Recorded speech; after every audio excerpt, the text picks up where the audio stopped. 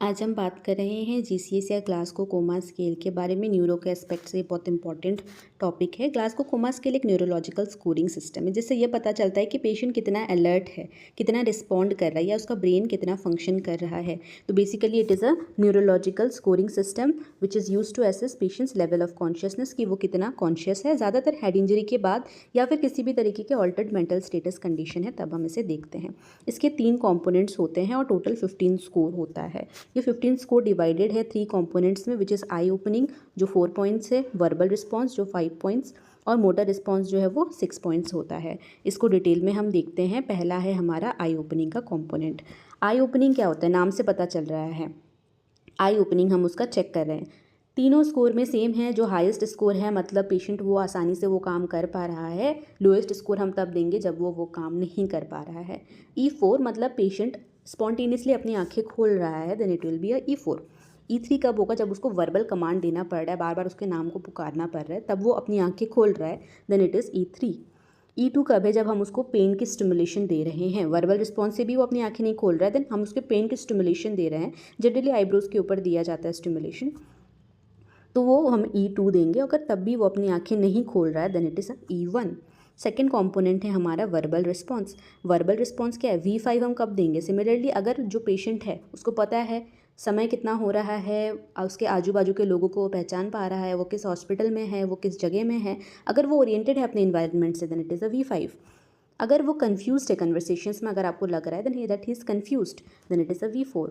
V3 मतलब वो inappropriate words use कर रहा है, वो बातें कर रहा है but it doesn't make any sense, वो मीनिंगलेस बातें कर रहा है, then it is V3।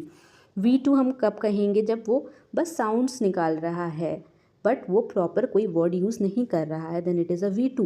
V1 that means no verbal response, वो किसी भी तरीके का रिस्पॉन्स नहीं दे रहा है। कभी कभी प्रेस्क्रिप्शन में आप देखोगे VT। What is VT? VT is basically patient की ट्रैकियोस्टमी हो रखी है, तो ये स्कोरिंग का कोई मतलब नहीं बनता, then we give VT। Okay, then next is motor response. Motor response M6 हम तब देंगे जब वो सारा कमांड ओबे कर रहा है। आप पेशेंट को बोल रहे हो अपने हाथ मोड़िए, अपने पैर मोड़िए, वो कर रहा है, then it is M6। M5 क्या होता है, M5 इज़ बेसिकली वो पेन को लोकलाइज कर रहा है। अगर आप उसको कोई स्टिमुलेशन दे रहे हो पेन की, तो वो अपने हाथ से उस पेन को लोकलाइज कर पा रहा है दूसरे हाथ से, then it is M5। M4 कब होगा, जब वो अपने हाथ पर जनरली खींचता है, that is withdraws from pain, then it is M4।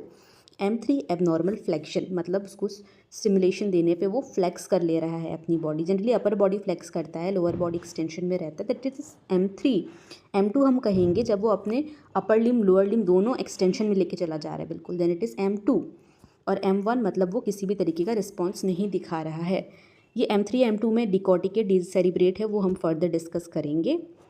पहले हम स्कोर का इंटरप्रिटेशन देख ले रहे हैं कि बेस्ट स्कोर जो है 15 है। अगर फुल स्कोर उसको मिल रहा है, E4 है, V5 है, M6 है, then it is best score 15 है। वर्स्ट स्कोर इज़ 3, बेसिकली वो कोमा में है। हेड इंजरी के एस्पेक्ट से अगर हम बात कर रहे हैं, 13 to 15 is mild head injury, 9 to 12 is moderate injury and less than 8 is severe injury. Okay, generally इसको हम इंडिकेट कैसे करते हैं, E, V, M, और इसी के नीचे जो है स्कोर्स लिखा रहता है। E कितना है, सपोज 3 है, V कितना है 2 है, M जो भी 4 है, देन इस तरीके से हम इंडिकेट करते हैं। कभी कभी बाई 15 भी लिखा रहता है, 15/15, दैट इज़ GCS 15/15 मतलब कंप्लीट स्कोर है उसका। ठीक है, बात कर रहे थे हम इम्पॉर्टेंट पॉस्चर्स की, डिकॉर्टिकेट और डिसेरिब्रेट के बारे में। M3 में जैसे मैंने बता दिया था कि फ्लेक्शन हो जाता है, एबनॉर्मल फ्लेक्शन ऑफ आर्म्स और एक्सटेंशन ऑफ लेग्स होता है।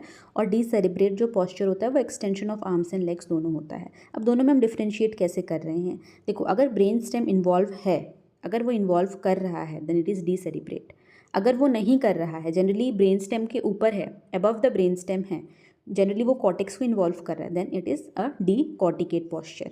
ठीक है, अगर ब्रेन स्टेम को इन्वॉल्व कर रहा है, उसकी प्रोग्नोसिस भी अच्छी नहीं होती है, तो वो डिसेरिब्रेट पॉस्चर है। That's it.